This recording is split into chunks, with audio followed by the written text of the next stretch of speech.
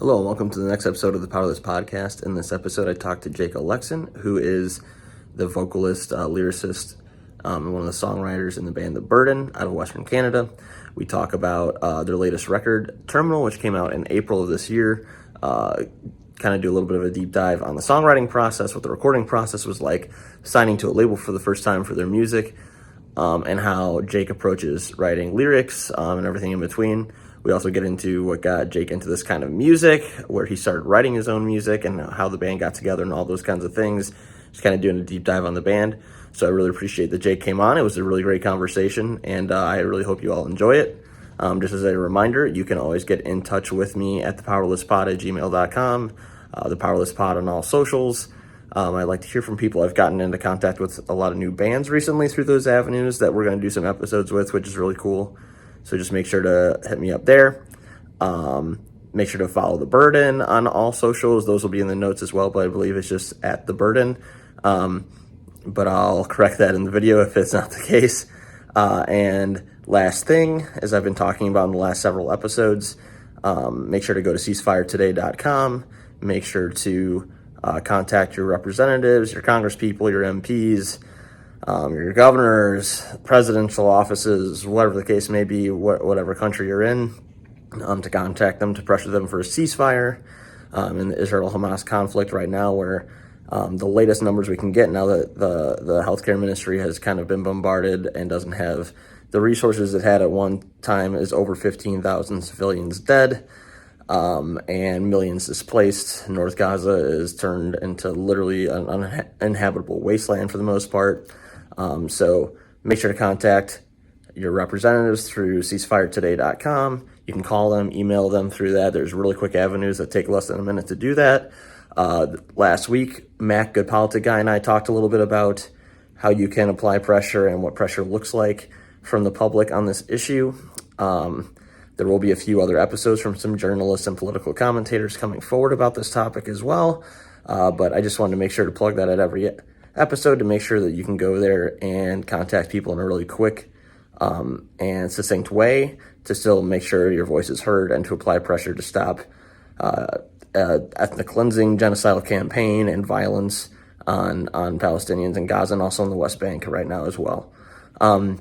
So again, we do not talk about that in this episode. This episode is a music-based episode, but I just wanted to make sure to go over that with everyone to make sure you can do what you can in your spare time, organize, contact, go to protests, all those different things to make sure we're doing what we can as people that have tax dollars that are supporting this to help try to stop what's happening there as quickly as possible and save as many lives as we can. So again, ceasefiretoday.com, or if you're not in the United States, Canada, the UK, go to gazastrong.com. And I appreciate everybody's support on this show. Here is the episode with Jake Olexyn from The Burden. Thanks.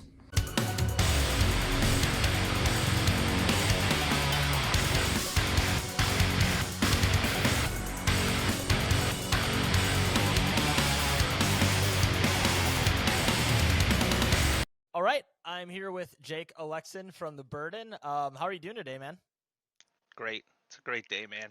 How about you?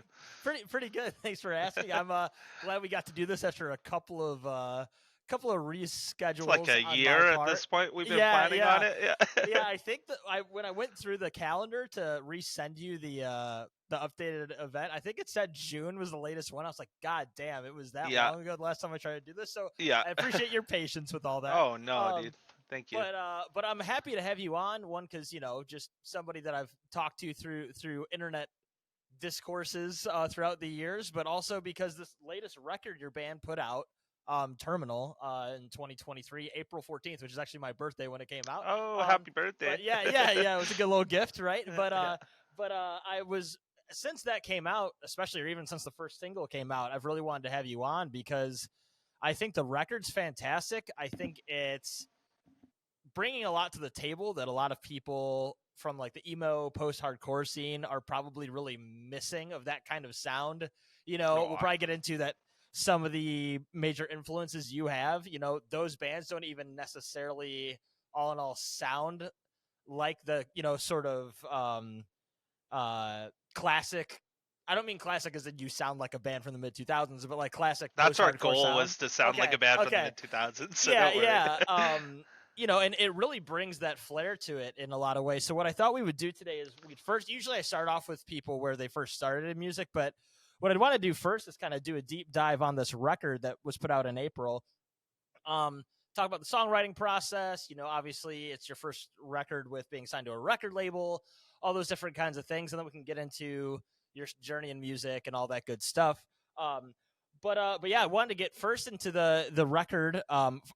I should probably say this too. I'm a bad amateur podcaster here, but Jake is the singer. And do you still play guitar in the band too, or do you just do lead vocals now? It's funny because like live, all I do is vocals, but like Okay. I am guitar in the band. Yeah. Essentially, what we do live is we DI my guitar tracks into an amp, and yeah, so I'm a ghost guitarist live because I'm not, a European metal band where I can riff and do vocals at the same time.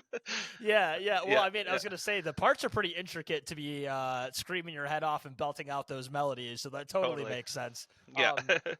So to get into the record a little bit here, what were some of the lyrical inspirations for the record? Why don't we start there? What were some of the lyrical inspirations for you for this record, and then we can kind of get into the songwriting process of the band. But to start off with all these songs, 13 tracks. I think just one of them is an interlude, if I remember right. Yeah. And just kind of talk about some of the lyrical influences for some of these songs on this record. I'd say like my main lyrical influence in general is just Conor Oberst, whether it be Bright Eyes or his solo stuff, or Desaparecidos. Like he's one of those like lyricists to me that just is like evokes such imagery, and it can be so vague but so direct at the same time. And I love just writing in metaphors. I like seriously super obsess over every line. Like I'll write a chorus, it'll be catchy. I'm like, oh, but the lyrics are kind of like butt rock or cheesy. So like I take it back to the table, and like the band's like, okay, enough, dude. Like the first chorus was good, but then like I get to like the fourth chorus before I'm like happy with it, like fourth iteration of the chorus. So to me, yeah, I'd say just Conor Oberst as a lyricist is one of my main influences. And just in general, like old post-hardcore, I just love. I mean, other than some of the stuff that we have left in the past about the the theme of old post-hardcore, which I'm happy about, I think that it's just really fun to write in metaphors and not be super direct. Like a lot of my stuff, like I don't even know what the song's about until it's been out for 3 months. Like, Right. if that makes sense. It Like does. I just kind of write in poetry or metaphors, and string it together in a way that I think makes a lot of sense, with every stanza put together, and then I kind of just go from there. Um, there is some more direct songs on the album. Something like Cassiar obviously is written about a very direct thing. And in our past, we've had some very direct songs, but in general, I just write kind of in poetry and metaphors and encourage people to take away what they can take away from it. It's not very, this happened to me on this night and I wrote a song about it because it made me feel a certain way. Right. It's not typically that. Yeah, that makes a lot of sense. And, as long as that's done well, like you said, like nobody wants to, you don't want to go over the top, cheesy and straightforward and end up sounding like some song on Octane or something like that. Yeah. I'm sure there's plenty of good bands on there, but you get what I mean. Totally. Yeah, it's the stereotype for but, sure. Yeah. And you also like don't want to get so lost in the weeds of metaphor in a bad way that people are like, is this cohesive? Like, what the fuck am I even hearing? Kind of deal. Mm-hmm. And like I just wrote with a thesaurus in hand the whole time. Yeah. Right. Absolutely. Yeah. But yeah, that's cool that Bright Eyes and everything from that lyricist influences you. I can hear that. Definitely hear not just in the music but in the lyrics a lot of like that classic post-hardcore influence for a lot of those bands, whether it was Under Oath or I even think of like the more kind of emo post-hardcore bands. Like I think you honestly, somebody can quote me on this, that you do it better than this band. But I remember when like Alessandra really dove into trying to do like some storytelling and like very, very out there metaphor for like an entire record or two. Blew my mind, man. Yeah. As a kid, yeah. Yeah, 100%. And it goes in that vein, but obviously you guys still have your own sound and you're not. You say you're going for the classic like mid 2000s sound. I think you still have a modern take on it too. That's refreshing. So one thing I did want to ask randomly on the song titles as well was I saw this when I was re-listening to it today, I was trying to listen through the newest record the day of before I do these recordings. Sparkle Motion. That's clearly a Donnie Darko reference, right? Oh yeah. Okay. I was like, I if this is not the case and I'm way off base, I'll be so disappointed. No. But like with the song titles with these, is that kind of like the classic post-hardcore thing where you're kind of doing like your own references, like Devil Wears Prada or Under Oath would kind of do? Are they more direct to the lyrical concepts, or what's the kind of thought process there? We're kind of a bit of both. So on older stuff, I'd say we like took ourselves more seriously, and we're like, I don't want to, make a full sentence inside joke into a song title back then. But then we were kind of like, who the fuck cares? Like, Yeah. like we're not at a point like. I think one thing that's really cool and special about our band is that we don't want to be career musicians. We kind of just do it for ourselves at this point in our lives. It's not like we were hungry for it, like when we were 20, or 19, and we like had no responsibilities, no lives. But at this point, we're just like, let's just do it for ourselves. And if we get a chuckle out of it, if we have fun about it, if we put an inside joke as a song title or some silly reference that we know, like actually we've had a inside joke on every single album with song titles that has continued until this record. With song, like they kind of like form a reference with all of the albums. There's a so song cool on each of the albums. So yeah, so definitely it was kind of inspired by silly Fall Out Boy and Devil Wears Prada and all that jazz, where they were just stupid long song titles. But we kind of did it as I don't know if we've ever directly talked about it, but almost like a test about ourselves to like break out of the seriousness, because we're we're a bunch of goofballs in real life, but we like seem serious in the band. So I'm like, fuck it, let's call a song like Bald Mouth Treasure, and before we overthink it and think it's dumb, let's just release it. Just do it. Yeah. 100%. Well, that's what I kind of liked, and I also get why those bands eventually stopped doing it, because at a certain point you can end up like forcing yourself to do dumb song titles as well, right? Oh yeah.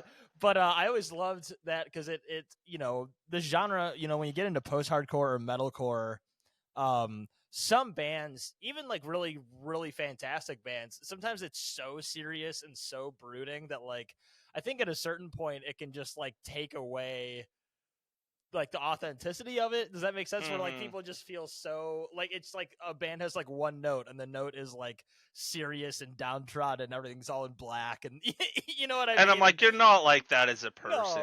There's no one's like that 100%. Way. Yeah. No one's a monolith or a cartoon character, right? Yeah. So that's cool. I thought that was the case, and that's cool to hear. Again, kind of a little bit of a what am I looking for? Like a throwback to some of the, or kind of like a not montage. What am I looking? God, I can't think of words, but you know what I mean. Kind of like I know looking exactly back. What Yeah. People will get it, and they'll message me and tell me I don't know words. Tell you the word. Tell me the word. Yeah, exactly. But getting into the songwriting process of this record again, great post-hardcore influences in it. I love the kind of give and take of melody and dissonance, from a guitar perspective. A lot of cool dissonant chords thrown into this, and then it punches right in with a very anthemic chorus or melody. What's the songwriting process for you guys for this record? Has it changed as time's gone on? Is it eclectic? Is there one person kind of steering the ship, or what's the songwriting process for you guys look like? Yeah, it's weird. So back, for the first couple records, we were young and had free time, so we have a jam space, and we get together and work out ideas for songs, and those would largely go unchanged, and we'd hit up the studio or record it and move on. For this record, we started writing kind of just as the pandemic kicked in. I remember we had a band practice right when like COVID started becoming kind of scary in March 2020.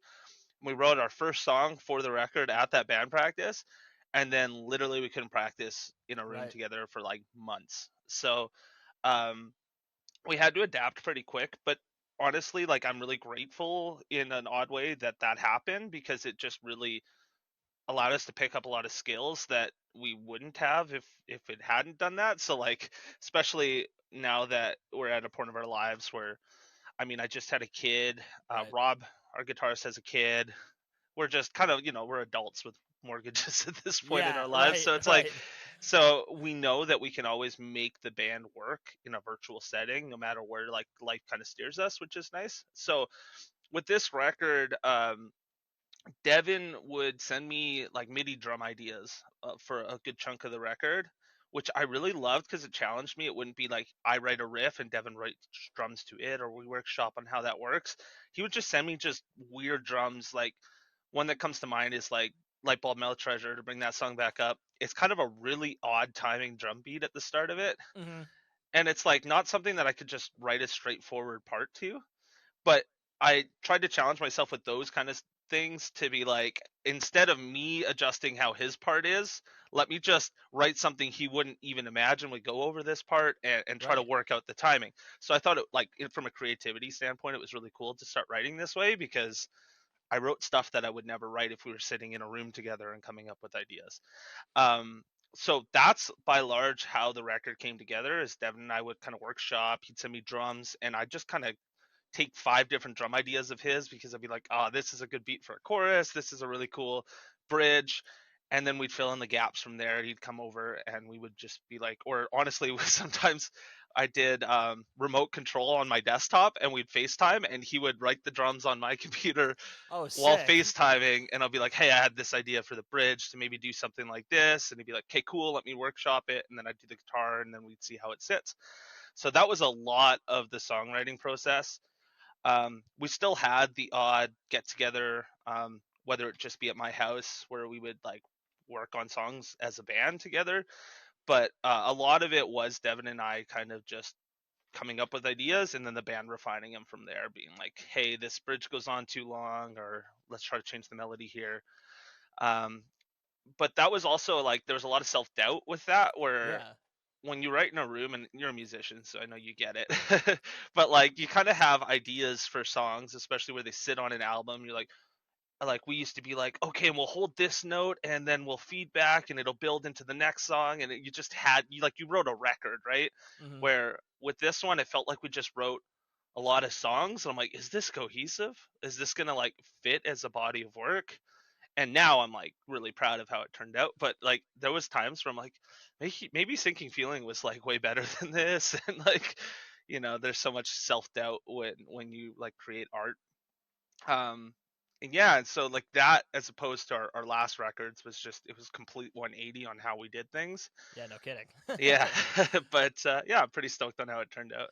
Yeah, well, it's interesting you say that you felt like this one was more of a collection of songs at one point and all that kind of stuff.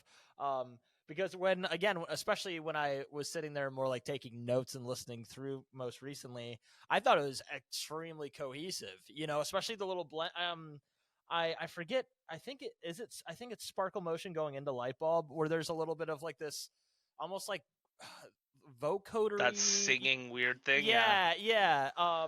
Going into that, and then obviously between Terrible Fate and yeah. Golden Graves, you've got this sort of electronic sounding interlude with Hmm. that's the one that has a whole long title that says, I hope that when the world comes to an end, I can breathe a sigh of relief. Like, Yeah. I mean, all those things, it really, and there might have even been one other song that I think had a little thing like that at the end of it, but like it all felt very much like when bands write an album to be an album, and things are, obviously you can come up with those things after the fact to Hmm. blend things in. I'm sure maybe that's what that was, but if you were worried about that, and I know you said you're not so much now, but if you ever were, it's like, no way, man, this record completely flows together really well. Just to kind of put you on a spot with the record, I did this with a different band when we were kind of deep diving a record a couple weeks ago. Yeah. If you had to pick one song on here that was your favorite, I'm just curious, which one would it be, and why would you pick that one? It's tough. It changes like every day, I feel like. Yeah, of course. Yeah, you know how it is. But Uh I would say like I'm really stoked. Oh man. I'm really stoked on Stardust Oblivion, the first track. Um like when it comes to like that kind of, like, cuz I feel like there's, I'd say, 3 different types of songs on this record. There's hmm the heavy ones, there's like the rockier ones, and then there's the very chill ones, uh like huh Cassiar. uh huh. So when it comes to the heavy ones, like that one I'm really proud of, because it came together pretty quick. Challenged ourselves with like kind of, I guess, the instrumental aspect of it. The chorus feels catchy enough, and it's hmm got like a big fuck off breakdown at the end. Oh yeah, yes it uh, does. and yeah, so I would say that one. Other than that, like I love Terrible Fate. I Hmm. remember when we wrote Terrible Fate, like I'm like, this is my band. Like, sometimes you have those as a musician, you have those like moments where you're like, how did I write this? It's almost like a fever dream by the end of it. Like, Yeah. I couldn't write that again, I don't think. But yeah, those two I think are in the same realm of what I'm really proud of on the record. Yeah, Yeah. absolutely. That makes a lot of sense. It's funny. I actually thought to ask you this just on my way home from work, just like an hour or two ago, because I was re-listening to it, and I always try to think of like what are the highlights to me on the record. And Yeah. for me, this is where it shows again. And I've told you this before through messages. Like I think this record's up there for me for like top 10 of the year for sure, because when you try to go listen through it, I'm like, oh, that one's my favorite. Oh wait, no, the next Yeah. one's my favorite. We're like That's cool. by the end of me listening to it, I really like Asiar, but like my favorite by the end of it was Golden Graves, just because it kind of has like Oh, cool. that you know like the heaviest, most breakdowny songs sort of in like a post-hardcore release where they were kind of going like how breakdowny, how heavy can we go with this, and it like Yeah. really kind of puts a big climax on the record right before there's this like big album ender, Uh-huh. and it fit that to a T. But like I said, I think like 3 or 4 times when I was listening through, I was like making sure in my car, like I have to remember that one. That's my favorite. No, that's my favorite. So it just kind of goes to show that, like you were saying, it's tough to pick, but like record's absolutely fantastic. Anybody listening, if you have not checked out Terminal from the Burden, definitely check that out. And of course, we'll play a song from this at the end too, I'm sure, when we get to the end of this recording. But the other thing I wanted to ask you on this record that's not a songwriting or lyrical concept is, you talked about that you guys as a band are doing this more for yourselves, right? You've been a band, at least from another interview that I read that you had done prior to this record, that the band in some semblance has been around since 2013. Yeah. Um, and so I guess I'm curious for the decision from a band perspective. Why, this is your first record, not independent, completely self-funded, or however that goes on the music business side of things. Yeah. What was the thought process on signing for a record label? Open Your Ears Records is a great record label. It's signed like so many good bands that are up and coming, or kind of getting to the next leg up in their careers. What was the thought process for you guys to do that, and how did that impact things for you guys, if at all? Yeah. It happened really organically. Like we always kind of joke, like I think it's true in life, like when you stop trying so desperately to achieve something, that's when it happens. Uh-huh. Like I remember even when I met my wife, I was like, I'm done with relationships, and then That's you how it like always goes. it Yep, yep. always goes. Yeah, if you try to force something, like obviously there's something to be said about like that whole the grind of putting in the effort and putting in the time. But we kind of got to that point in our lives where we were just all, and it felt really good because it wasn't like one of us was holding each other back. Like it wasn't like Devin being like, "Hey, I want to settle down and start a family," and we're like, "No, you can't. We need to go on tour," and like shit like Yeah. that. Like we're all very, I guess, proud of what we were able to accomplish in music, and our level of success at this point in our lives isn't measured on how big of a stage we can get on, or how big of a bill we can get on, or how much ramen we can eat while we're broke on tour, right? Right. uh, I've got a house. I'm fortunate for my generation. I've got a house. Rob's got a house. Like we both have children at this point. Like we're not kids working retail jobs where we can just say, "Oh, this is a disposable job. Fuck this. I'm going on tour. I'm a musician." Um, so like we're at the point where we're like, I'm not gonna regret, and I'm not gonna be a 40-year-old being like, I wish I tried harder and I didn't settle down. Like we've achieved all that. We're super happy. But that being said, we're still very focused on wanting to do this. Like I Mhm. wouldn't say it's a hobby, but it's in the realm of like Rob said something that was really cool when this record was coming out to me. He's like, he had a kid last year, so he's the first of us to have a kid. And he was like, there's times, because like obviously your life changes very drastically once you have a child.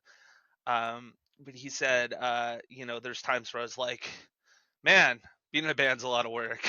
He's Yeah. like, but if I wasn't, like, if we weren't a band anymore, who would write The Burden, like, Right. and he's like, and I still want new The Burden music to come out. So like, it's still very important to us to write good music, like write quality music, not just phone it in. I think the day that the band would end would be the day that like we write something and we're like, it's all right.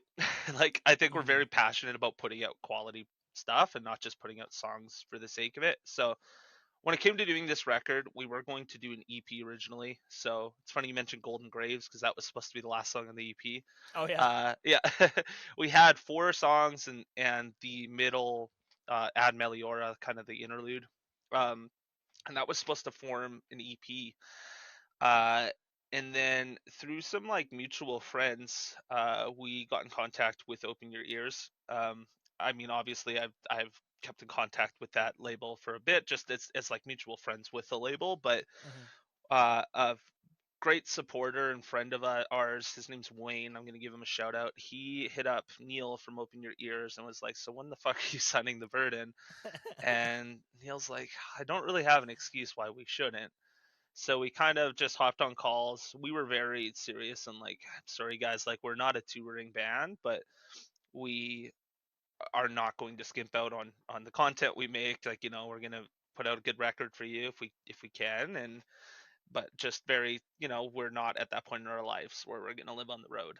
It's just Right. not something that we can do." And they made it work, and we're okay with it. And it was just kind of perfect, where they don't, interfere. They don't talk about, no, you shouldn't write something like this. We need another song like this. They just let us do our thing and Yeah. support us through it, which is really, really cool.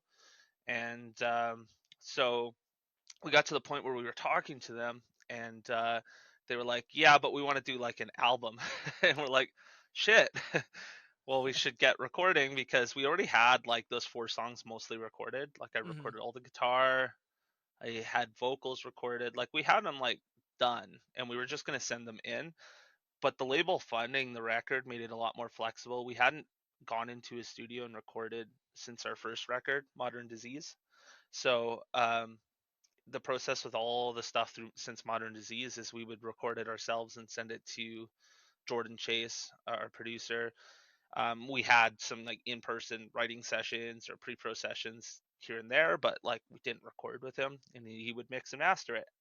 And Yeah, so this time we're like, shit, we got to write an album now. So we took those 5 songs and we wrote 7 more, and Jordan tacked on that weird electronic interlude, and we Yeah. made a record out of it. Um, yeah, so it was really cool because we're like, shit, we got to write a record fast. So this, like, we signed February of 2022, but we were talking, and it was pretty much set in stone around October of the year prior. So we started writing like crazy, and then we hit the studio in April of 2022, and that's when we recorded Terminal. Um, Ross caught COVID like 2 days in. It was Oof. Yeah. It was wild. that Yeah. time. Yeah. It was that time, right? Yeah, Yeah. so he was Yeah. quarantined in our Airbnb, and we were just, Jeez. yeah, poor guy. Yeah. Well, but So, that's cool though. I mean, that's where it's good. I think that's where I've talked to a couple of people, or at least I guess it might have just been one other band so far.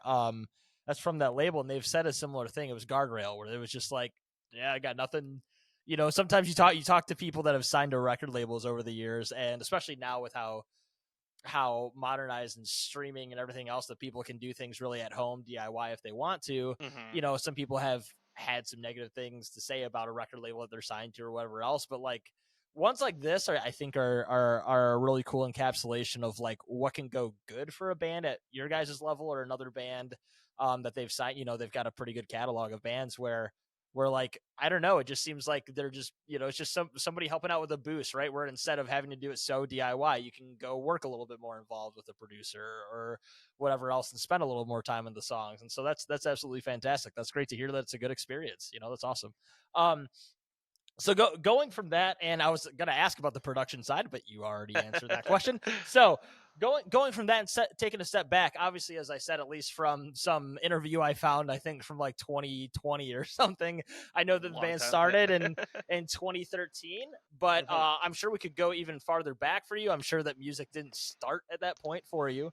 So when did music in general become kind of like a big factor in your life? When did post-hardcore, scene, Warped Tour, whatever-esque music come into play for you? And how did that translate into you starting to become a musician yourself? Yeah.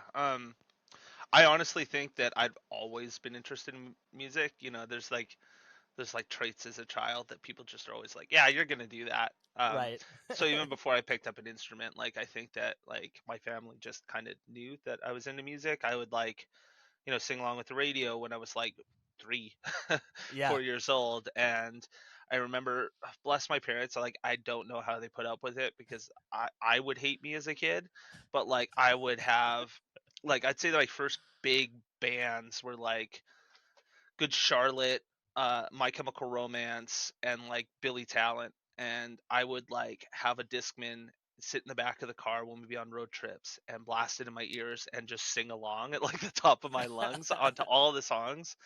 And my parents are super, super supportive. So my parents, I think at that point were like, oh, he loves music. So I think I was like grade 3 or grade 4 when I like was like, I really want to play guitar. So yeah, grade 3, and I started guitar lessons and kind of caught the basics of everything. I did guitar lessons for a couple years. Um, and obviously, going from my chem and stuff, that whole world just kind of branches out, and got into like Under Oath. Like I would say I was probably like 11 when I got into all this kind of music, which is kind of wild to think about because now you look an 11-year-old, you're like, you're a child, like. Yeah. Yeah. But then like when you're yeah, so when I was 11, like, yeah, my parents would take me to concerts. So like I saw Billy Talent, bringing them back up when I was like 9 years old, and it blew my mind when I was a kid. I'm like, that's what I want to do. um so yeah, I branched out from there. I got into just about every band in the scene. I mean, from as cool and rocky as that kind of stuff like My Chem, or as heavy as like Bring Me the Horizon when I was like, yeah, 11, when they like released When Count Your Blessings. Yeah, when they were like deathcore. Yeah. Yeah, Yeah. yeah, exactly. And I'm like, do I really like this, or am I just edgy because they have cool haircuts? And Yeah. but I mean, I bought all those records on vinyl. Like, I love that. That 100%. shit's super nostalgic for me. So yeah, and then yeah, I started playing guitar around grade 3, so I should be a lot better of a guitarist than I am at this point in my life. I mean, I've been playing guitar for like freaking 20 years, but yeah. Well, it's it's just, I just had like this random. I forgot to mention your what area of Canada are you from exactly? Which province are you actually I'm in in? BC, so That's it's what I like thought. west. Yeah, the Yeah, most west it's province. funny how many people I talk to that are into this kind of music from Canada that will name Billy Talent as one of They're an the arena like. band here, and they're like Yeah, a club band in I was gonna America. say, I mean, I had heard the name before, but I didn't really listen to them until like they were on the Lead Singer Syndrome podcast that Shane, Really? hosts, where I heard he played one of their newer songs on the at the end of the podcast, and I was like, how the fuck have I never listened to this? This is Hmm. ridiculously good. And then I look into it, and yeah, it's like they were around the same time as all these other bands were getting big when I was in middle school. Like I was Yeah. finding out about a band that, like you said, arena band in Canada, and then like is playing smaller shows than some like sort of mid-level bands I listen to in the States. And it's like it's just so bizarre as a little offshoot of like how a band like that can be so massive in one area and then just like you said, like a club like House of Blues band Yeah. almost like in the States. Absolutely wild. But It's weird to me because, like, I mean, really, a country's a freaking line in the sand, and like yeah, how different gauges of popularity can be. Like, I think one really cool thing about Canada is I believe there's like a law that X% of music they play on the radio needs to be Canadian music. So it yeah. really pushes them. So there's bands like Marianas Trench is another one from Canada that is Mhm. an arena band here that barely tours the States. Um, and yeah, and Billy Talent. I mean, there's bands like, I'm trying to think of like old boomer bands that there's tons of like Yeah. bands like that are just not big at all outside of Hmm. Canada, um, but are massive in Canada. Like, for perspective, I actually just saw Billy Talent like 2 weeks ago, and it was sick, and it Uh-huh. was an arena show, but they played with Guardrail in Chicago like the week before in like a 350 cap room. Yeah, it's absolutely it's kind of like different because like it's even weirder for Canada and the United States because it's like literally like bordering countries, like you said, it's just like a line, Uh-huh. right? Where Yeah. like then it'll be even more random. Like one of my all-time favorite bands is Stray from the Path, Yeah. and they're still really they've built up a bigger following in the United States over the last couple of years because their records have gotten a lot better. But Yeah. then they go, I'll see a video of them across in the UK or in Europe, and they're playing like I think in the UK coming up, they're playing like a 3,000 or 3,500 cap venue, and That's nuts. you would see them here like if they were headlining, not even at a House of Blues. You know what I Yeah. mean? Yeah. Like it's just so just as a little like I said, a little like offshoot of the It's conversation. It's cool. so Yeah. weird, but it's so cool in a way that you're like, oh, just because maybe I'm not making it here doesn't mean I can't go and do a random spot in the world and end up being massive. That might be right? cool though. I mean, like, I Yeah. don't know perspective wise because I mean, I've never been to that point. But like, Yeah. wouldn't it be cool to be like, okay, we can get the arena, but we don't have to leave behind the club show? Like, because Yeah, I guess so. to me, yeah. I like the sweaty packed room vibe Yeah. when we're playing. Like we played bigger stages, but I just find like you don't have that like we've always said, I'd rather 50 passionate fans than 5,000 casual listeners. Yeah. Because I mean, you want the people who say like, hey, what does this lyric mean, or like love that kind of stuff, and grasp Mhm. onto it. Like, don't get me wrong, I really appreciate people who just stumble upon it on Spotify and listen to one song of ours and still give us the time. Like, that's super cool. But like, I mean, as musicians, we're a bunch of music nerds, so like I love talking to the people who dig deep into the record and like, Mhm. was this reference like about this or this or that, and like those are the fun things. So like, I feel like that would kind of be cool where you could go to the UK and play like a fucking arena and get that out of your system, and then go home and play a sweaty Yeah. crowd surf club. Absolutely. I guess that's the half full approach. I'm a half Yeah. empty person, I guess. So Yeah, but you're a little yeah. pessimist. Yeah. But no, that is absolutely a good point. It's like the best of both worlds in some ways. And I'm sure Yeah. some of those bands, at least if that's been going on for a while, like Billy Talent, probably like have come to appreciate that in a lot of ways too. That's actually a really good point. I've never thought of it that way. But so like you said, going back from my random tangent there, from from getting going into all this music, playing guitar at a young age, having supportive parents always helps in music endeavors as well. Mhm. Uh, when did you kind of first? Because I know at least from what I saw before, this wasn't your first band, right? You had played in bands in high school, possibly, or Mhm. whatever else. When did you start writing your own music? Did you play shows like pretty young as a kid, or Yeah. when did that start for you? Yeah, so I'd say like, I mean, I wrote songs as like a kid. Like, my first song that I'd say that like had a full demo written, I was like 13, and you know thought it was so cool that I was able to do that. And then then it became the song that my parents would be like, play it for the family, and then it was just like, shut the fuck up. That song doesn't exist. Yeah. But I when I started writing in a band I was 15, and so I guess my first show as like a band was when I was 15 years old. We actually played like a church hall, and it was like a benefit show, and we were the only heavy band. Like, we were like Ask Alexandria inspired at that time, because that's what it was. Right. That was the Right. scene at the time. So think of that and like riffs and stuff. And there was they kept pushing us to be the last band because we were the only heavy band on the bill. But like, it was also high school, and not to toot our horn, like we brought a lot of people because it was like, oh, our friends are playing a show, so they brought all their non-perishable goods and showed up.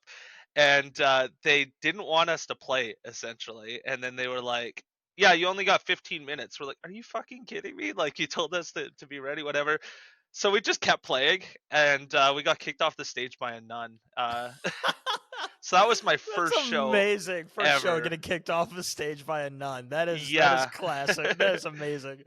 But it was pretty cool because like Western Canada at that time, and still, has a phenomenal scene. I was just saying this in a different interview. Like, we're so lucky because we've never really ran into the playing in another city and like playing with the stereotypical shitty local band, who's have huge egos and guitars out of tune and don't have their shit together. Like, we've never ran into that. Like every show we've played, every band on the bill has been like, damn, you've got your shit together. Like we played with some pretty fucking cool bands, but like being a kid in my high school band, I opened for people like there was a band called Fallen Archaea and Unicron, and those the guitarist from Fallen Archaea and the vocalist of Unicron are Spirit Box now. I was gonna say that first Yeah. name sounded. Yeah. It was so. Is that the one that Mike was in, or was Courtney? Yeah, in? Mike was in Fallen Archaea. That's what I and thought. Courtney was Okay. in Unicron, which Okay. is so funny because we called them the Canadian I Wrestled the Bear once, Yeah. and then she went on to be the To be vocalist in- of I Wrestled the Bear once, yeah, right? that's funny. So, yeah. and then there's another band we played with a lot was Take the Earth Beneath Us, and they're like a metalcore band. The guy went on, the singer of that band went on. His name's Cody, and he sings for Real Friends now. So like, Oh shit, yeah. yeah. So there's like just crazy scene out this way, where I mean, even now, look at the bands. People who were in the scene when I was in high school are now in bands touring the world. And I mean, he went on and he was in Youth Fountain for a while too. Shout out to Youth Fountain, like we're. Yeah. I love Tyler, who's still doing Youth Fountain. And it's just amazing, like the amount of quality bands that we've gotten to network and play with. There's bands like Gutter King right now that are fucking phenomenal. Stasis. Have you heard Stasis before? I have, yeah. Okay. And then there's even bands like Cliffside. We call it Jordcore because the guy we record with records with all these fucking sick bands, and we'll all kind of play shows together. That's that Jordan Chase. Is that the guy that recorded your record, right? Yeah. That's funny. Yeah, like the Dan Bronstein of Western Canada, right? Yeah. He tracks like all of us now. Yeah, we were one of the first bands he tracked. Us, Stasis, and a band called Kitsune. Which we're fucking awesome. But yeah, I kind of went on a tangent there. No, it's good. High school, yeah, I was in a band. Don't like talk about it much, but we recorded like an EP. We went to a big studio. Is it out there on the internet somewhere? Oh, it is somewhere for sure. What's the band name? You gotta tell me the band name. No. I'll find it. Yeah, you'll dig it out. You'll nardwire me. I'll tell you after. Yeah. But so clearly, like you said, that's awesome to hear that there's a great music scene out there, because in the same sense of it being great, I've seen you talk about it a little bit before, and not just you. I've actually seen the people from Spirit Box as an example talk about this before, that when they were up and coming in that area, vibrant scene, but like if you wanted to branch out to go to like some of the other bigger cities or play in different areas in Canada, it's like you are not in like by no stretch of the imagination. This is a short drive, right? Like you got to go quite a bit of ways to go somewhere else. So it's great that you could have a centralized place where you at least didn't have to drive 6 hours or whatever it could be to be at another major place with like a big music hub. You're right? dreaming. 6 hours sounds great. Oh no, how far would it be for you? Oh man, so like we talk about it often. For us to like play any major, we'll say city worth playing, like sometimes we'll play some smaller cities because it's cool. Yeah. But all the major cities, so if we went to Vancouver, that would be about 8 to 9 hour drive. If we went to Kelowna, which we play often, it's 8 hours all day. Calgary's 8 hours.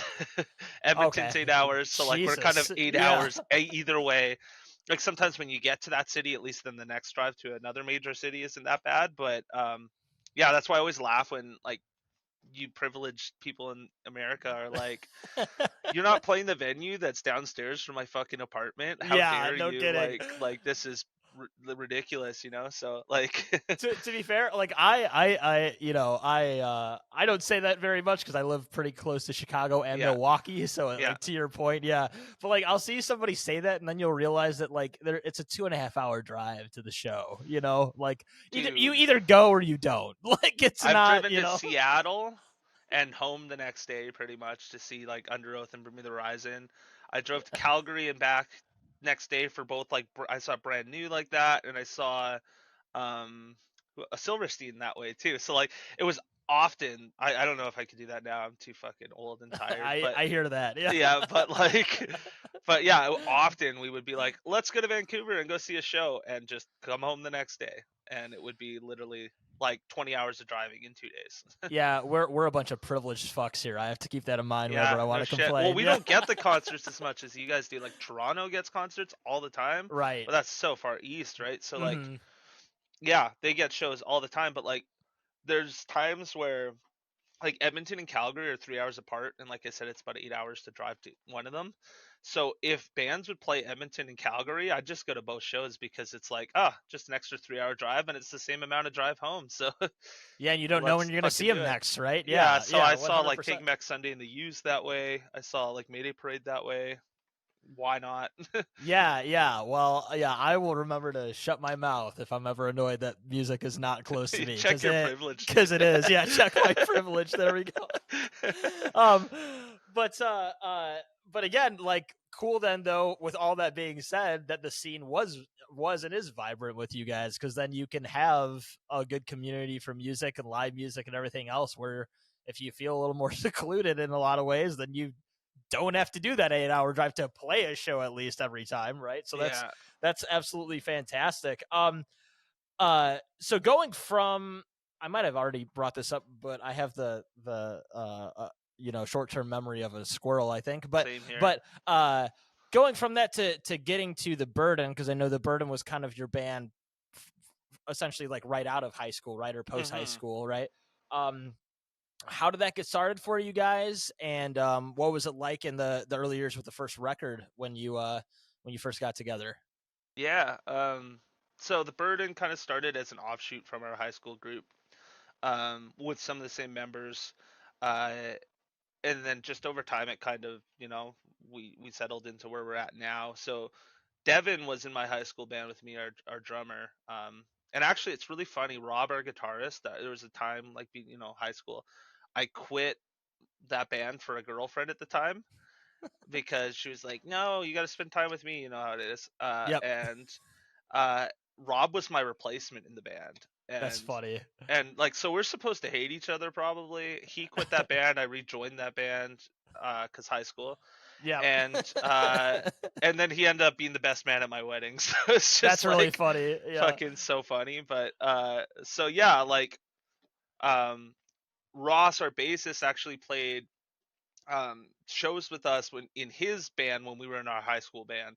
He was in a really cool band called West Shore Falls that was just kind of like what was me-ish. Hmm. So we started recording before Ross joined. Like we had our old lineup, and we recorded a couple demos. They're on Spotify and stuff as it's called old songs. Yeah. We put them up as kind of like a compilation, so that at least they're on streaming for people who give a shit. I mean, Right. Right. honestly, only people who care about the songs are like the local people. Like our last show, we played one of the songs from that Oh, nice. as like a hey, we've been together for 10 years. Here's our first song, Hmm. which it was really fun. But like so that happened. We had another vocalist, Cole, who was in the like my high school band with me, and it just wasn't working out stylistically, or we weren't. You grow up, and Right. so right before we kind of went into the studio to record Modern Disease, uh, he had left the band. We had another bassist at the time, kind of tracked the album, and just things were just super falling apart while we were recording that record. It felt like we had another bassist join after we had to record the bass ourselves on that record, like Right. Rob and I. So it was kind of Rob, Devin, and I that did that record. And then Ross, before we released Modern Disease, Ross had moved to Prince George, like where we're from, and we're like, hey, you want to come out to the studio and just hang out and hear what we're working on? And he's like, yep, I'm in, and joined the band. So that's pretty much been our lineup since is us four, and that would have been the end of 2015. Um, yeah, so we've been like the same band for about 8 years now. Which is great, Yeah, because as someone who's been in bands where like there were lineup changes all over yeah. the place, and Oh yeah. it's good to be cohesive because then you can kind of grow musically together. You're not having to like Uh-huh. kind of bring somebody in and adopt them into what you're doing, right? Like you can really That's kind part of of the grow. reason why we just like DI my guitar live. Like we could get another guitarist, but it's like Why? you know what Yeah. it's like. It's like one more ego, one more like if things are working, why Yeah. do Why? it, right? Why And bring I've it been in in? the Yeah. band where it's like, hey, here's your guitar parts, and is when you're a songwriter, like that's hard. Like, you know, Mhm. you're like, well, I had this idea. Like, I don't want to do that to someone else. Right, right. Yeah, I don't want to be like, well, you know, we've been writing this way for a long time, and I'm always down for, you know, outside. I'm not like a tyrant when it comes to writing, but I Mhm. don't want to have that stifling thing for someone else. So it's like, Yeah. Why fix what isn't broken, right? yeah, Yeah, yeah. 100%. yeah, The one other thing, like, with this, I was just curious with this because it's like your most it's off of your second full length record, Sinking Feeling. yeah. Um, the Vodka Soda Social Club, Oh like, yeah, it's the by far the song you guys have that has the most streams, at least on Spotify. It's over oh half yeah. a million, which is no small feat. Fucked. Yeah. Um, uh, what do you attribute that to? Like, what, it's a great song. I'm not saying it's not. I think No, I'm Terminal. with you, dude. Oh, I think Terminal overall has, like, by far better songs probably on it. It's your best record in my opinion, right? But, like, Yeah. great song. But, like, what do you attribute to that one having such a bigger success and popularity? Both, it's not just Spotify. You could look Yeah. at any other measurement. That it's by far the most listened to song. Do you think it's just got picked up by playlists? Do you think it's just something about the catchiness of something in I it? don't Like, what do you know. think it is? Mostly luck, I'd say. Yeah. It's funny, people say like you can't choose your singles because to me that song was kind of like a throwaway kind of deep cut on the record when we wrote it, and it was like it's a good song, I guess, but like it was one I remember that was kind of tough to get the vocals to sit. That's another one of the really direct songs, and maybe that's part of it. Hmm. um Lyrically, it's actually about Ross was going through a divorce at the time, and it's kind of a diss track to his ex-wife, honestly. Shit, yeah. But That'll do so it. That'll yeah, get popularity. Yeah. so every time all of his girlfriends since, I'm like, you break his heart, you're gonna be our next stream song on Spotify. It's kind of our inside joke. But I remember when, like, I'm sure you know, like when you're releasing music on Spotify, especially when you're releasing it yourself, you have an opportunity to pitch it for playlists. Hmm. And we were really fortunate. Like everything we were pitching at the time was getting picked up. So we Nice. released "This Feels Like Letting Go" first, and that was the song where we're like, this is gonna be Uh-huh. our song, dude." And I mean, it's if we play it live, people sing along. Like it definitely has that weight to it. But I mean, nothing like Vodka Soda. We put up Lapel de Vide after that, and that one got picked up too. So we were kind of Hmm. like, fuck yeah. But those were released as singles, and when you go to release the album, you can still pitch another song because it's another release. So we're Hmm. like, what has it all, like, from this album? What has, like, the heavy, the clean, the catchy, whatever. I'm like, Vodka Soda, I guess, is kind of like, has everything that we do on it. So Hmm. we pitched it, and it got picked up on playlists. And then I honestly think it's just the algorithm kind of did its work. Like once a Yeah. song gets that momentum, the algorithm kind of just picks it up. So Yeah. yeah, It's it's it's fucked weird. up. Yeah. It's weird how that works. But yeah. You We say haven't you. promoted it at all. We Yeah. You haven't you say released it that. as a single. Nothing. Yeah, right. And like you said, you thought of it as sort of almost a throwaway song. I mean, it's track 11, right? Uh huh. Like, that's historically not the song people think is going to be the popular one, Uh right? huh. Like, Yeah. and yet that's the That's the one one that that's gets like, picked yeah, up. You can't get, pick your singles, man. no, that's so true. It's so true. It's just so, but I mean, it just goes to show that, I guess, for yourselves, when you think one of the songs is not the quote unquote strongest, it's not the one you pick as a single beforehand. That means every song's got to be pretty fucking good. If the one that Well, you that's didn't golden think, grace for us too, man. I was like, I yeah, love that song, but I was like, it's an all right. Like, and then there's a lot of people who've been like, Golden Grace is my favorite on the record. I'm like, really?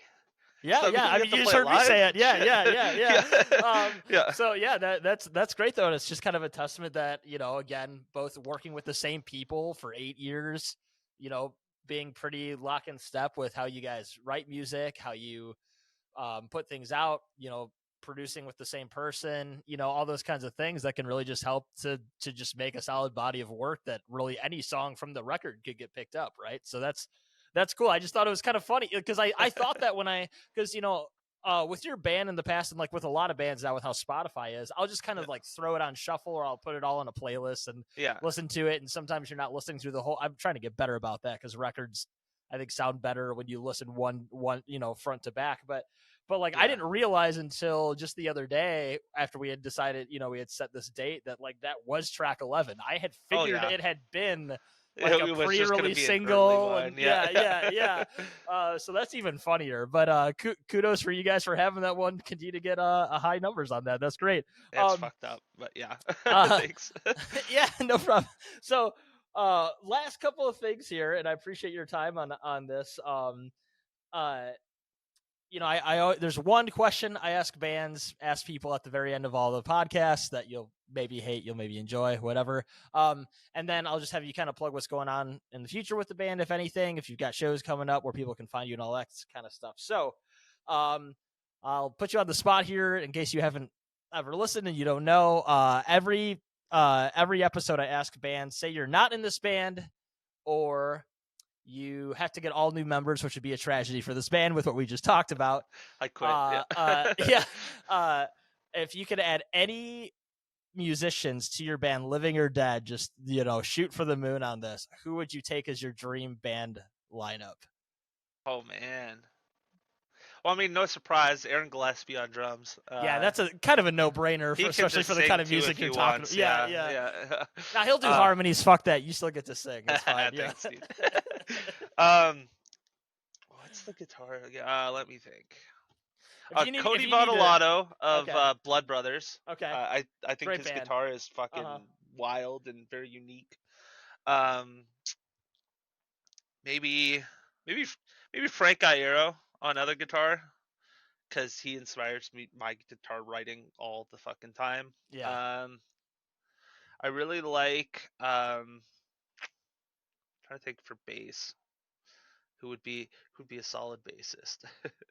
The bassist of He Is Legend is fucking phenomenal, and I think he's super underrated. I forget what his name is. Sam Huff. Okay, I did a quick search there, so there we go. No, this says band's lineup is Matt, isn't it? Yeah, it's Matty Williams. I don't know why Sam Huff came up. I'm gonna pretend I didn't say that. I won't edit it out because I'm okay with sounding like a fucking moron. But yeah, I mean, Matty Williams is the bass player. Yeah. I would go with that. I think for a lineup, I think that'd be a pretty banging band. Yeah, that is based on I Am Hollywood. That record is fucking wild. So God, he is legend. Is one of those bands that, like, obviously, big and fantastic, but I still feel is underrated with just how underrated. Like, how they should crazy be they are. Headlining rock festivals, but they're just kind of like a grind band, gem band. Yeah. They grind it out. They have a good following. Like they pissed all off that someone stuff. in the industry along the way somewhere, and they don't get put on. Yeah, they got to be on like fucking Octane. Like we rip on Octane. They're a perfect Octane band. Oh yeah, like, that's the other thing is there's bands like this where like it's not even like they're doing some super avant-garde thing that you love, right? Like they're not La Dispute or something, right? Like it's not like they have some songs that get stuck in your head, like so, and like to the point of like when I first checked them out, I was assuming they were sort of like this weird out there band with kind of the fan base they had, like the cult following, and then it's like, no, this band could be doing like they could major radio. tours, rock radio, absolutely. So 100%. Go back. You said Frank from My Chemical Romance and a million other projects. We have Aaron Gillespie. Yeah. We have Matty Williams from He Is Legend, and you said the guitarist from Blood Brothers, right? Yeah, Cody Bottolato. Cody Bottolato. Okay, hey, that's a hell of a lineup, man, and that is still like straight up your alley with post-hardcore. So you don't even have to like change style or go weird with it. I absolutely love it. All right, I guess last two questions. I said one, but of course I just want you to plug what's going on with the band. If you guys have anything coming up, whether it's show-wise, whether you're doing anything as far as with the music, anything else. I know you just released a record, so probably not. And then at the end, I always play a song, so just pick one. I'll limit it to obviously playing it from the newest record, but so just plug your shit and then pick a song to play at the end. We just released Terminal April 14th, which, by the way, my birthday's April 16th, so we're real close. So on close. Birthdays. Nice. So it was like an early birthday present for me to release. Yeah, hell yeah. But right now, like I mentioned, we're just a bunch of fucking dads with mortgages, so we're pretty boring. We're kind of laying low for the rest of the year. My daughter was just born in August, and we played a couple shows since. So I'm like, yeah, let's chill for a bit. So we're kind of going through a writing cycle. I know that you're like, oh yeah, you just released something. We love writing. That's what it's gratifying for us. So our hopes, it's probably a stretch dream, but we're hoping to write a record and kind of record it in spring. Nice. We joke that like we're gonna just rent an Airbnb and have a family vacation with like the wives and kids where they'll like hang out and play, and we'll go record during the day, and then Hey, that's the dream right there, that's man. the That's dream. yeah, I lucked out so hard. Like we said, like I've been in the same band for so long with the same guys, and like we're all just boring dudes. Like that's the best though. You know? yeah, I will drink a craft beer after a show and be Yeah. like, okay, good night, guys. Like that's about like I'm just really lucky. But Yeah. So really just writing, try to get more music out there. I don't want to wait 3 more years for another record. Right. That being said, we've released 48 songs. We did a count of it. Yeah. So it's really hard to quite a catalog. think yeah, of yeah. any more. So, but Yeah. we want to keep doing it until like we're the version of like our generation where like, you know, people's parents were in like cringy 80s bar bands. Like we want our kids to be like, shut the fuck up, dad, nobody cares about your screamo band. Like yeah, just wait till it's wait till it's not cool that your your daughter yeah, thinks it's lame that her dad's it's really in a band. cringe Yeah. that my daughter's like, dad, shut up. Yeah. Stop No screaming one wants to in hear the you basement." screaming over a breakdown. Yeah. Yeah, exactly. Yeah. Awesome. Oh man. But well, that's great. That's cool to hear that you're writing new music. Yeah, after 48 songs, you got to think outside of the box a little bit, right? So yeah, just add some saxophone and it'll be fine, you know. Hell yeah. But Callous Cowboy style. Yeah. Hey, they're really showing you can do We whatever love the fuck you want. Callous Cowboys, so shout out to them. Yeah. A huge that new CP they put out was Fucked. insane. So good. Yeah. They just So keep yeah, getting to better. that point, I was joking, but seriously, add a saxophone and do a breakdown, you'll be good to go. I'm in. But on that and to that point with songs from this record, which song do you want to play at the end of this for people to hear if they haven't checked out the band before? I'm gonna go with Spark Notes Eulogy. I think that is I don't think it sounds like vodka soda, but it kind of has like everything that we do, like I said with vodka soda, where it's got a little bit of soft, a little bit of heavy, a lot of bit of heavy actually. So yeah, I think let's go with that one. All right, we'll play Spark Notes Eulogy at the end of this from The Burden. Jake, thanks so much for doing this with me. I really appreciate your time. Thanks, dude. Worth the wait.